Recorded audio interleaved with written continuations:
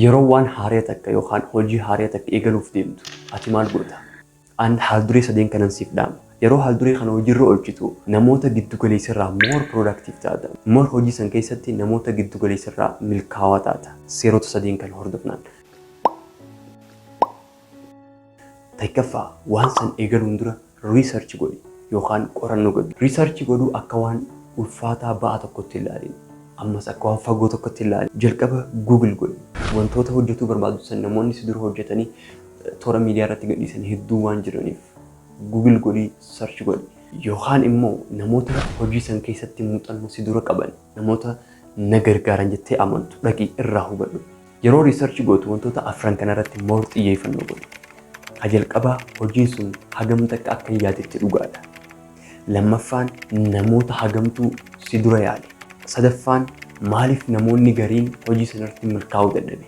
Maaliif immoo namoonni gariin hojii saniin milkaa'uu danda'an? Akkamitti waan kana bifa haaraa ta'een, bifa namoota si dura eeganirraa adda ta'een dhiyeessuu dandeessa? Akkamitti bifa haaraan kirees gootee hawaasaaf dhiyeessuu dandeessa? Sababa ittiin hojii sanirraa duubattee hafaniif, sababa ittiin milkaa'uu dhabaniif, sababa gahaa si himuu dhabuu danda'an. Sababnis namoonni hedduun dadhabina mataa isaanii hin fudhatan, hin amanan, badii isaaniis hin amanan. So ati waan namni hundi sitti amanuu hin qabu. Garuu specifically waan na fayyadan jettee yaaddu filtee keessaa fudhatu qabda. Lammaffaan visualize godhi. Ija sammuutiin ilaali akkasi. Hojii san osoo ittiin seenuun dura sammuu kee keessatti si milkaa'e, si bakka guddaa ga'e, dhaabbata sanii milkaa'e, hojii sanii galma ga'e, si bu'aa hedduurraa argatee yaadi. Si waan saniin galma ga'ee yaadi. Si bakka yaadde san ga'ee yaadi. Ija sammuutiin argi. Yeroo san lafarratti buusuun hedduu salphaadha. Waan tokko irra deddeebitee hayaaddu yoo ta'e wanni sun abadan lafarratti uumamuun isaa hedduu salphaadha. Abadan uumuus ni dandeessa waan ta'eef. Sadaffaa yeroo kanniif fakkeenya gabaabaan siif kan waan takka hojjettee ji'a jaha keessatti bu'aa isaa argatta. Yoo siin ja'an ati gara waggaa takka achisiisuu qabda. Ati bu'aa hojii sanii waggaa takka keessatti gara waggaa takka boodatti nama arkatuuf deemu ta'e.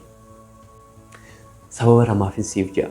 Takkaffaan ji'a jahan san keessatti riiskii sirra dhufu wantoota duuba si hambisuu danda'an akka dandamattu si godhu. Lammaffaan akka hojiin sun sin nuffisiisne, sin jibbisiisne, sin hifachiisne, pireejarii hojii sanii akka ofirraa xiqqeessu si gargaara.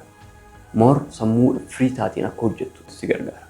Dhumarratti yaadannoof jalqaba research godhi. Lammaffaa visualize yookaan ija sammuutiin ilaali. Ija sammuutiin visualize godhi.